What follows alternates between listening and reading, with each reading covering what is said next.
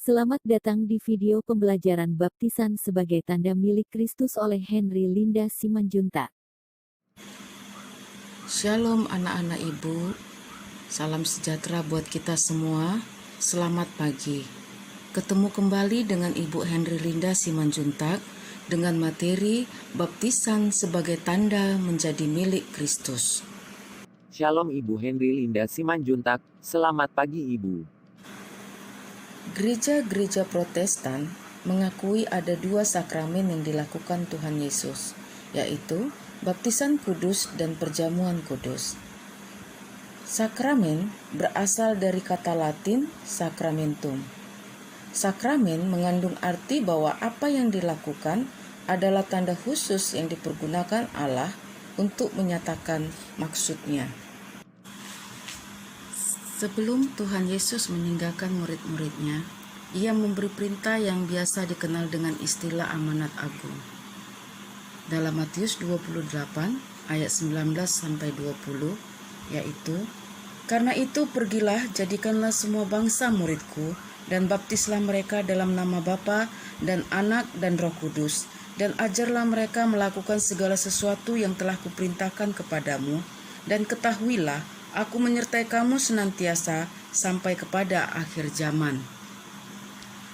Dan salah satu tugas yang terkandung dalam perintah tersebut adalah membaptis.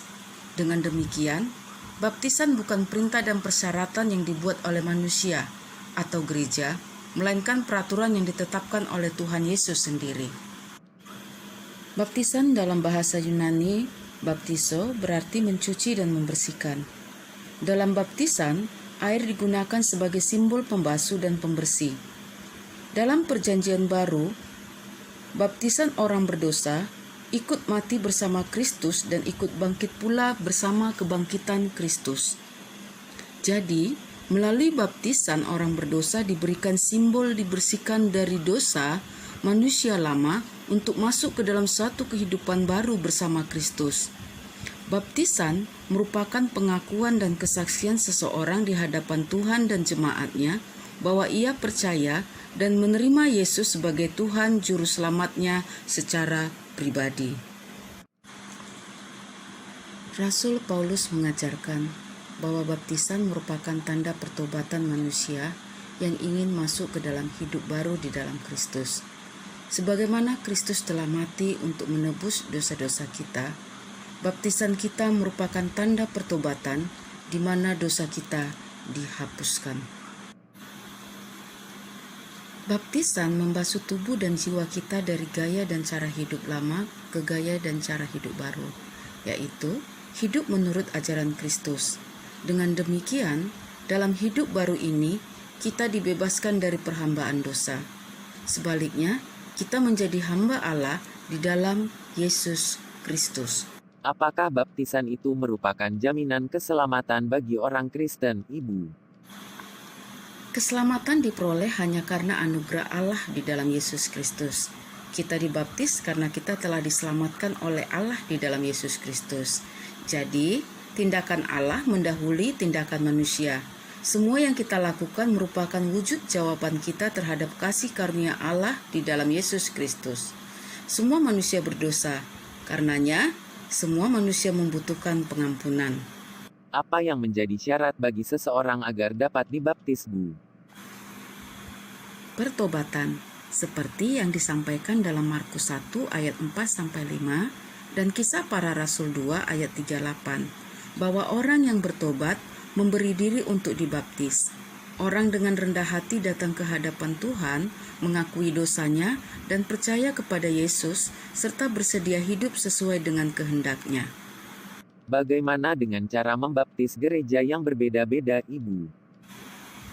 Meskipun cara gereja membaptis berbeda-beda, tetapi tidak berarti makna baptisan juga berbeda-beda.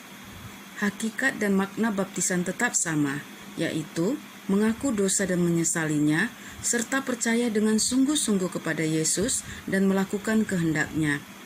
Dengan baptisan inilah, maka orang-orang percaya dipersatukan di dalam suatu persekutuan sebagai tubuh Kristus. Bagaimana bila anak yang masih kecil dibaptis padahal ia belum bisa mengaku sendiri?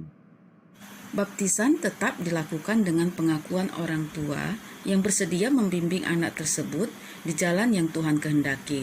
Setelah anak tersebut dewasa dan bisa membuat pengakuan sendiri, ia diminta menyatakan sendiri pengakuan imannya di hadapan Tuhan dan jemaatnya. Dalam beberapa denominasi gereja, hal ini disebut sebagai peneguhan sidi. Dengan demikian, dapat dikatakan bahwa sakramen baptisan kudus mengingatkan orang percaya untuk senantiasa melihat dirinya sebagai orang yang sudah menjadi milik Allah, sehingga selalu berusaha hidup sesuai dengan kehendak dan tuntunan Allah.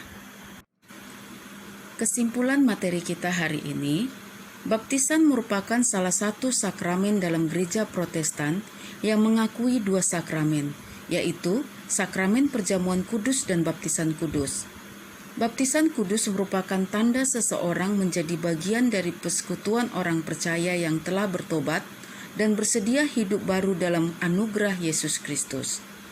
Semua orang yang telah dibaptis dalam nama Bapa, Putra dan Roh Kudus adalah orang-orang yang telah menjadi bagian atau anggota dari persekutuan orang percaya. Jika seseorang dibaptis pada masa kanak-kanak, dia dibaptis berdasarkan pengakuan dan iman orang tuanya. Demikianlah materi kita hari ini. Sampai bertemu di pertemuan berikutnya. Shalom, Tuhan Yesus memberkati kita semua. Shalom Ibu. Terima kasih Ibu Linda Simanjuntak. Tuhan Yesus memberkati. Terima kasih sudah menonton video Ibu. Jangan lupa like dan subscribe channel Henry Linda Simanjuntak.